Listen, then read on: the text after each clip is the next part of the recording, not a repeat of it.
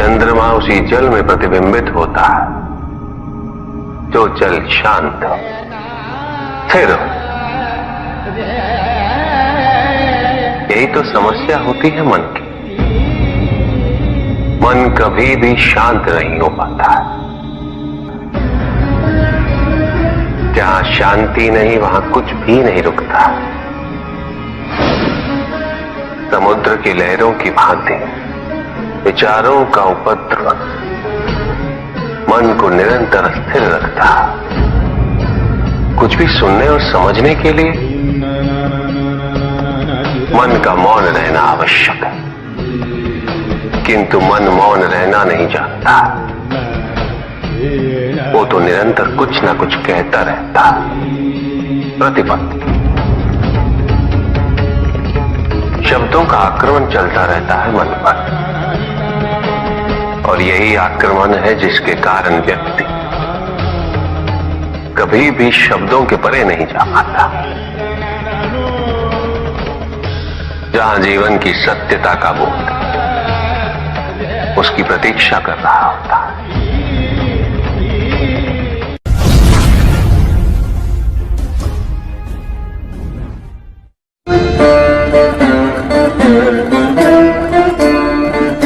मैं वो हूं जो नहीं है,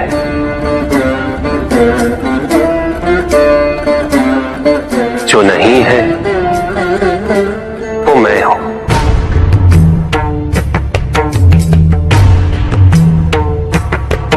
चिरकाल तक सभी को यह स्मरण रहे,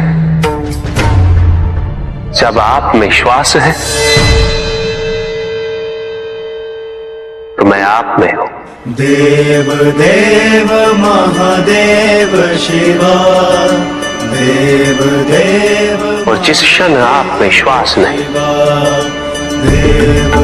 तब आप मुझ पे हैं। देव शिवा, देव देव महादेव।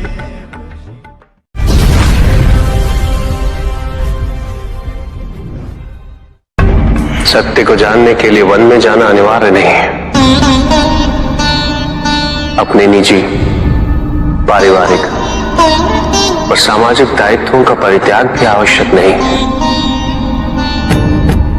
सत्य तो सदैव हमारे साथ है, हमारे सामने है, किंतु हम स्वयं धीरे धीरे उस पर अपने क्रोध, अपने अहम, भय, विचार और महत्वाकांक्षाओं जैसे कई आवरण चढ़ा देते हैं। सत्य हमसे नहीं, हम स्वयं सत्य से दूर हो जाते हैं।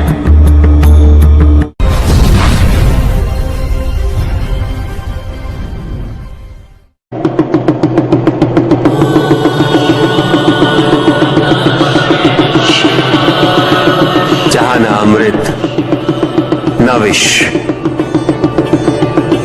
न सुख, न दुख, न स्वर्ग, न नरक, वही परम आनंद है। उसी परम आनंद तक की यात्रा है तुम्हारी। ये यात्रा आनंद के सानिध्य की है, ये यात्रा सानिध्य के आनंद की है। और इस यात्रा में मैं प्रतिपल तुम्हारे साथ हूं। मुझे ढूंढो मत, केवल पहचानो, तुम ही मैं हूं, मैं ही तुम। हर आरंभ का मैं ही अंत हूं, और हर अंत सदैव मेरा ही आरंभ होगा। देव देव महादेव शिवा, देव देव महादेव शिवा। तुम्हारे साथ छल तुम्हारी अपनी इच्छाओं ने किया है, तुम्हारे हट ने किया है। तुम्हारी अपनी सोच ने किया है। ये रहस्य नहीं कि प्रत्येक आत्मा मुक्ति की इच्छुक होती है। जो मरता है वो है पंचभूतों से निर्मित शरीर।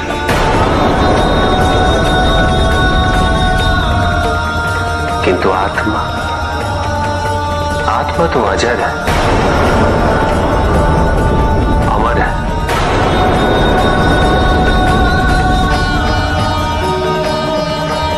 जिसकी यात्रा मोक्ष पर संपूर्ण होगी।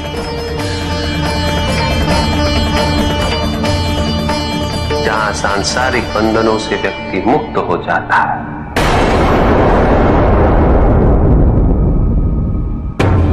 सारी इच्छाएं लुप्त हो जाती। किंतु तुमने तो कभी सत्य की खोज ही नहीं की। तुम तो सदैव उन तत्वों को ढूंढते रहे जो तुम्हारे अहंकार के पोषण हेतु आवश्यक थे।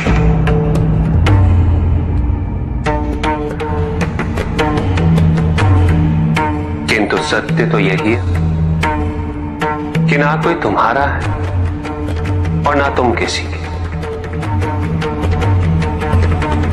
जो है वो परमात्मा का है और जो नहीं वो भी परमात्मा का ही है। इस शरीर में तुम इस सत्य से अनभिज्ञ हो, किंतु इस शरीर के पूर्व तुम्हें इस सत्य का बोध था और इस शरीर के पश्चात भी रहेगा। प्रश्न ये है कि क्या तुम इस सत्य को अभी स्वीकार करना चाहते हो? यदि करते हो तो परिवर्तन का मार्ग स्वतः प्रदर्शित हो जाएगा। आजीवन तुम प्रत्यक्ष को ही सत्य मानते रहे, परोक्ष सदैव महत्वहीन रहा। तुम्हारे पास यही अवसर है उस भूल को सुधारने का। भक्ति हेतु यदि कुछ अनिवार्य है तो केवल भक्ति ही।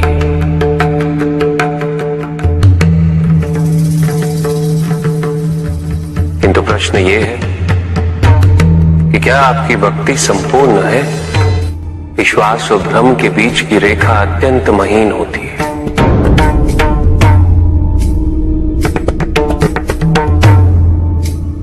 असंख्य व्यक्ति ये नहीं समझ पाता कि उनका विश्वास विश्वास है या भ्रम।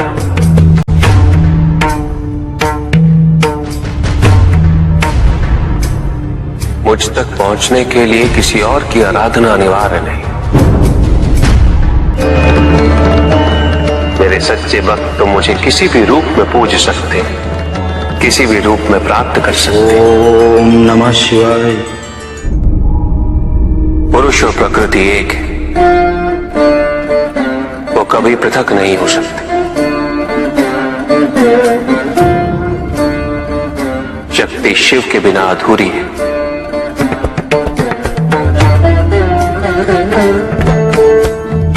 और शिव तो शक्ति के बिना शव के समान है। शिव शक्ति पुरुष प्रकृति का संतुलन सदैव अनर्थकारी सिद्ध होगा।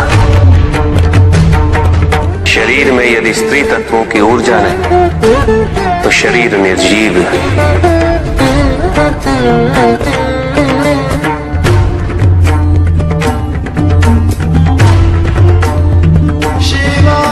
शक्ति और शिव के संपूर्ण रहस्यों को समझ लेना भक्ति, ज्ञान और तपस्या की पराकाष्ठा है।